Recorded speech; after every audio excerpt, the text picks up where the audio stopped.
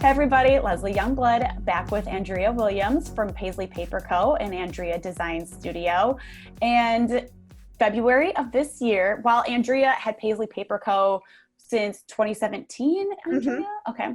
Mm-hmm. Just this past February, she made the leap to full-time entrepreneurship, focusing with Andrea Designs Studios and Paisley Paper Co. What made you take that leap? We were talking previously how hindsight, February, COVID, and pandemic, there's no good time to do it, right? I mean, how could you even know, right? Right. So what inspired you to really cut ties with that full-time job? Because we worked together in the advertising Mm-hmm. industry previously, and that's where you were. And it's, steady work and a paycheck and probably Yep. healthcare and all Yep. these things. And I think that is so, making that decision is so incredibly difficult and scary. So Mm-hmm. tell me about your journey to getting to that decision. So it really was, much like how I am now, but I was burning the candle at both ends. Mm-hmm. I essentially had three jobs. I was Mm-hmm. working in the agency, um, prior to 2020. Paisley was still very much a thing. Mm-hmm. It was more active, I should say, Mm-hmm. and I was still freelancing. Right. So a lot of my days were, I'd be at work from 9:45, 10 to 5, and then uh and then I was working from 6 to 2 or 3 in the morning Oh my on gosh. freelance stuff and or Paisley stuff, stopping from Troy on the way home to go to the Paisley office to fill orders, and then coming Sheesh. home and freelancing, and then going to sleep for a couple hours, and then waking up and going to work. So, and trying to sneak in work where I could at work. Sure. So I was really just going at it, Mm-hmm. and it got to a point where I just realized that I just could not do that anymore. Right. And I had worked with a woman on some projects, and she recently left her position at the place that that I worked on the projects with Mm-hmm. her. And she was going out on her own, and she asked me, like, oh, well, would you be interested in like full-time contract work? And I was like, hmm, you mean tomorrow? You want me to come Yeah. tomorrow? Yes. So, so my leap wasn't as scary as someone that is going into, maybe only having one or two clients. Like, I have a relatively steady Gotcha. full-time, it's not quite full-time, but Right. full-time contract that provides me a steady paycheck. Mm-hmm. However, um, it is like very, very different as far as pay. And so I took quite a pay cut, Mm-hmm. which means that I freelance more, which is what I thought that I was going to do anyway. Mm-hmm. Mm-hmm. Um, so, I'm still burning the candle at both ends, just in a different way. You're just an entrepreneur. That's just Yeah, what you do. You yeah. can't help it. So, yeah. So, like, and the the toughest thing to learn was, I didn't realize how much structure a nine Mm, to five gives you. I mean, right. that seems like pretty like, duh, Andrea. You're like, yeah, like, of course, like you're expected to be somewhere between this time and this time. Right. But when left to my own devices, I don't necessarily work well between 9 and 5. So it's it was a whole new training myself to accept the fact that, like, I work better between 9 p.m. Hmm. and 5 a.m. Wow. And that's, Right. you It's know, opposite. it's opposite. Mm-hmm. And not necessarily good, but I don't think it's bad. That's just It's not bad, but it's right. not, you know, I mean, because most people work from 9 to 5, so they expect things in Well, the 9 to 5 well, hours. yes, but I do think that we've been trained to think that those are like the hours that we're supposed to be at work, right? And I think Mhm. that as like as a creative person, as somebody that's creative, it's like that's really not the case for a lot of creative Yeah. people, right? Like it Yeah. is like at night, like super late or random hours and random Hmm. times. And just think of how many times like sitting at a desk, like is that the most like creative inducing Right. place for you? Right. Probably not, right? Right. Like it's when you're up doing other things or experiencing life and whatnot. So I think that that's not unusual. I just think that we're all just very structured Hmm. and you know, to have to like unwind from that and to like Yep. give yourself permission to lean into that and say that's okay. And Right. that's something, and like, which seems crazy, but it for any entrepreneur, right? And any business is nonstop, right? Like you could get a call or an email at 10, 11 o'clock at night, even Hmm. if you weren't even working at that Right. time, right? So Right. just kind of have to be prepared Right. for that. Right. Right. And, you know, so yeah, so like that's the time that I work. And that's been an adjustment. Hmm. Um, so yeah, it's you know, it's teaching me a lot about boundaries Mm. and how I don't have any really. So And you don't set boundaries? Are you finding like you need to set boundaries for yourself? yeah, Because I think that's a common yeah, entrepreneur issue too. yeah, Like it bleeds yeah, together. like, oh, yes, I can do that. Yes, I can do that. Yes, I can do Mm. that. Yes, I can do that. And physically, mentally, Hmm. creatively, I can, Hmm. but should Should I? you? Should you? It's That's a whole different thing. No. So, you know, I'm Hmm. learning, and I realized that when I left my job, I said that I was only going to give myself a year.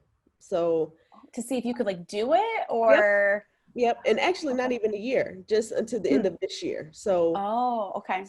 I was going to see how I felt, take a stock of how the last 10 or so months went, Hmm. and see like if like okay, yeah, I either it's going to be yes, I didn't get evicted, I didn't go hungry, and you know, I made enough money to live, Right. but did I enjoy it? And it could Mm. be yes, I enjoyed it, or no, I didn't really. Hmm. So, you know, I I definitely took the pressure. I went into it taking the pressure off and not committing myself to saying that, okay, because I made this choice, that this has to be the only choice that I make Hmm. forever. Like Right. this Right. is this is what I this is the decision that I made in February. It cannot be what I make at the end of the year. I can make a Right. completely different decision and be fine with that. Right. So I'm giving myself some flexibility and some time to kind of like understand how it all worked for me, and Hmm. if it did at all. So far Right. it's working. So far it's Yeah, working. I think it's going pretty good for Yeah, you, so far which it's is working. awesome.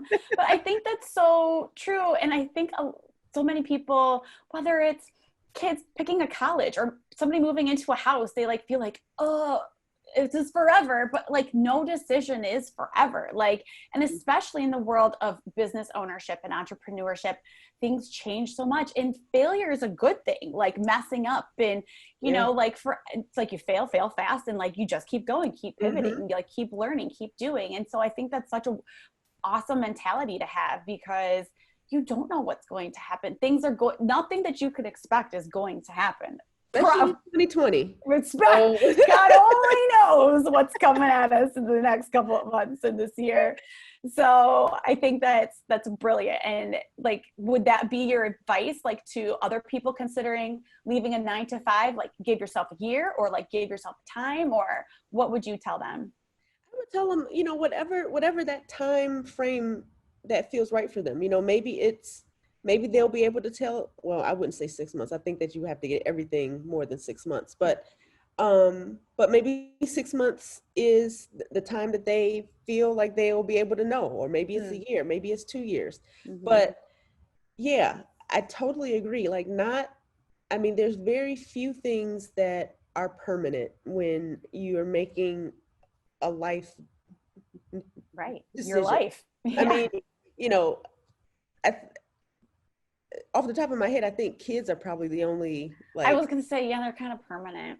yeah, I mean, like, like once you have them, you kind of, I mean, they're kind of Can't here. get out of So, them. but like marriages, Right. moving into a house, moving to a different city, Right. jobs, Jobs. all of that is Mm-hmm. so like not tied down to Mm-hmm. anything. And you really can pivot and change. Right. And you And should. and you should. Mm-hmm. And it might not be easy, it might Mm-hmm. be difficult, you might stumble along the way, but how will you know Right. if you don't try? You won't know. Yeah. Right. So So just do it, people. just do it. Do it. Go start. Change your mind. Keep going. I love that. Thank you. Hey everybody, Leslie Youngblood back again with Andrea Williams from Andrea Designs Studio and Paisley Paper Co. And Andrea has pitched before for multiple endeavors that she's been undertaking.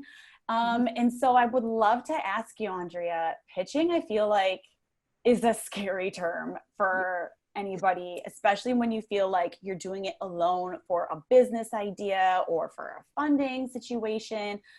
So can you tell us a little bit about maybe how your experiences pitching, how you've prepped, how you get over any nervousness or fear or shyness? And it's just Yeah. such like a Yeah. thing. So Yeah. tell me.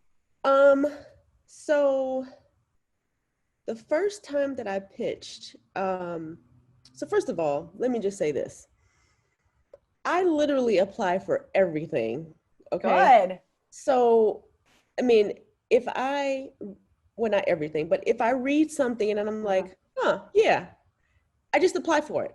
I don't think about it. I don't I love that. like mull over it. And if I do find myself mulling over it, then I end up not doing it because I feel like usually Right. my instinct is pretty on, right? Mm-hmm. Mm-hmm. So, so that's the first thing. So it's a good thing, but it's also gotten me into some situations that I wasn't necessarily ready for, but that's okay.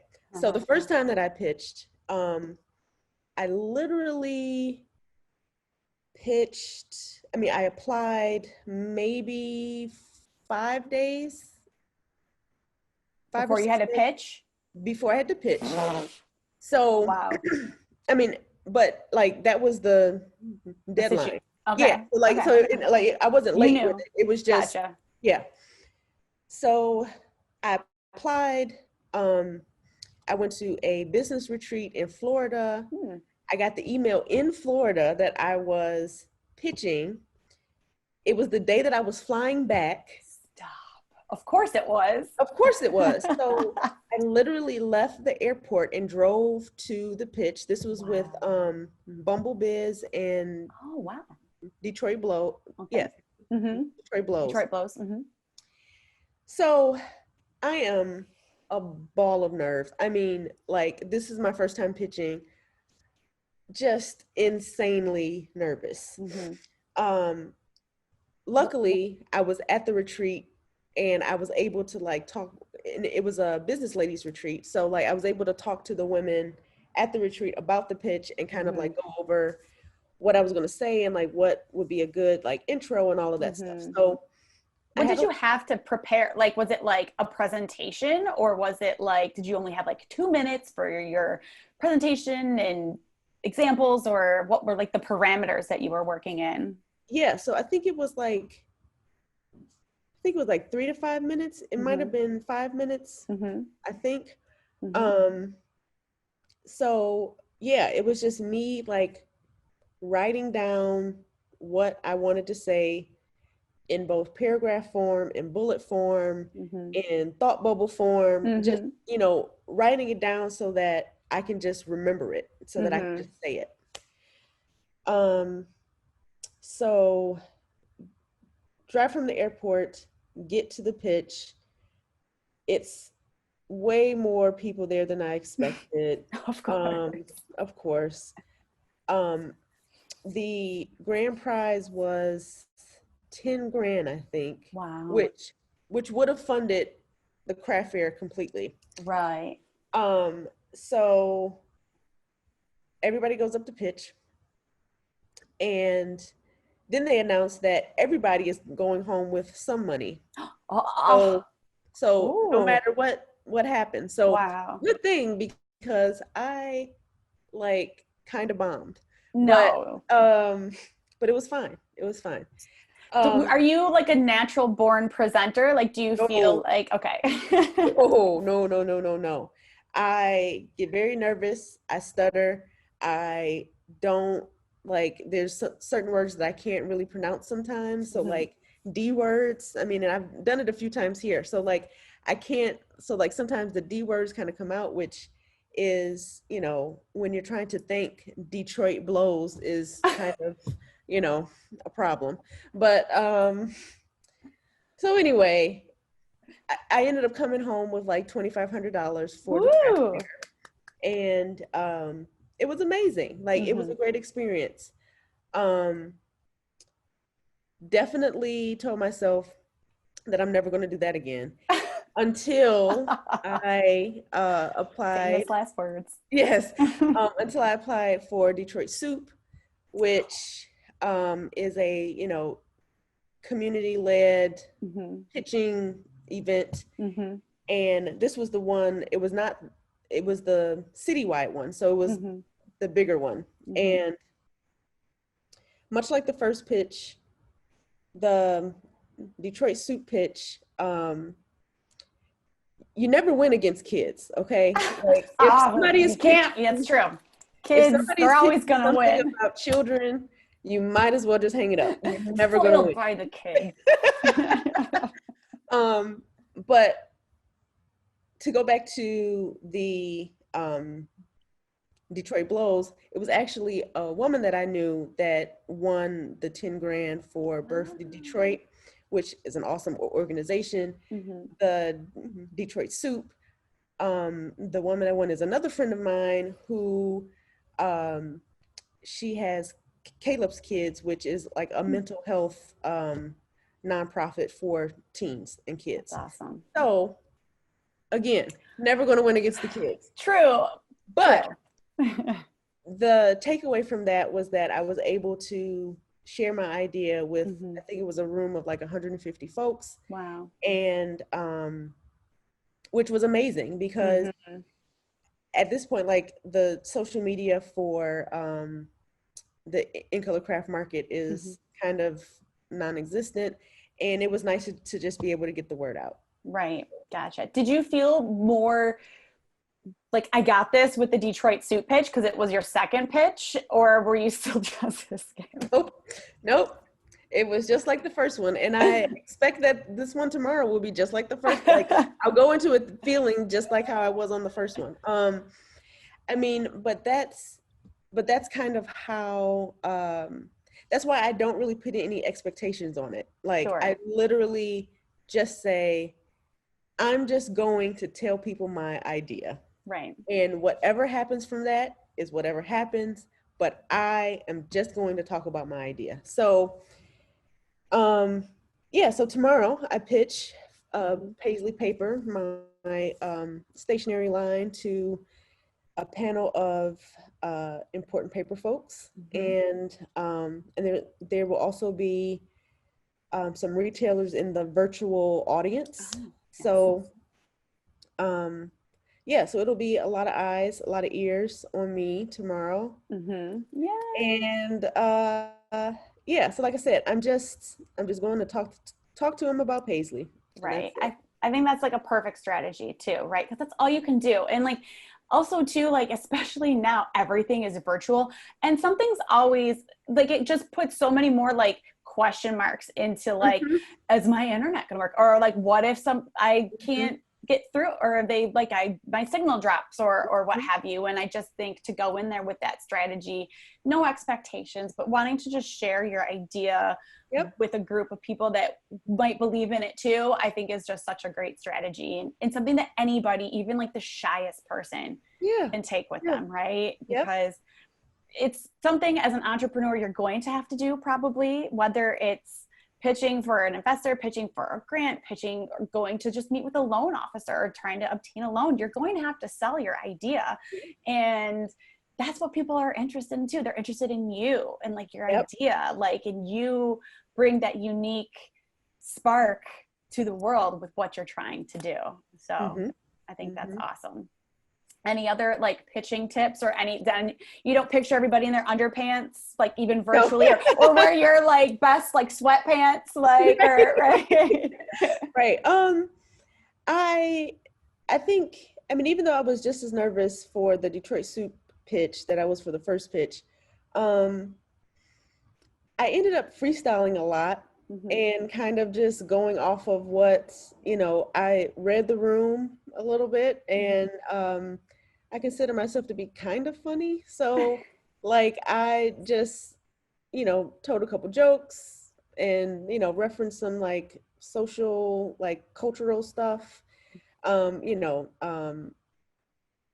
was relevant or whatever. And yeah, I just tried to keep it light, and, that probably meant that I rambled, but whatever. Like I at this point, I just feel like nobody knows what you're going to say or what you're supposed to say. Right.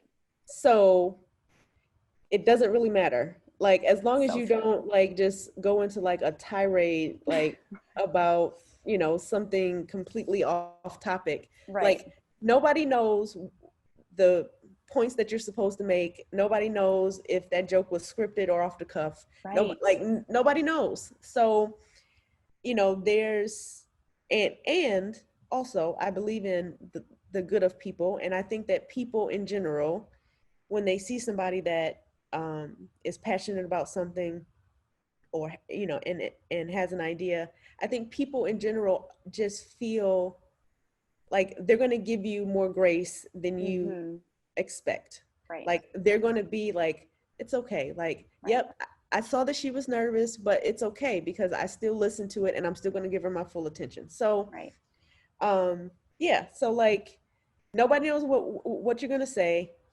Go in with no expectations, and remember that the audience is probably easier on you than you will be on yourself. I love that. So go forth and pitch, people. Pitch those beautiful ideas. You can do it. All right, thank you, Andrea. Thank you.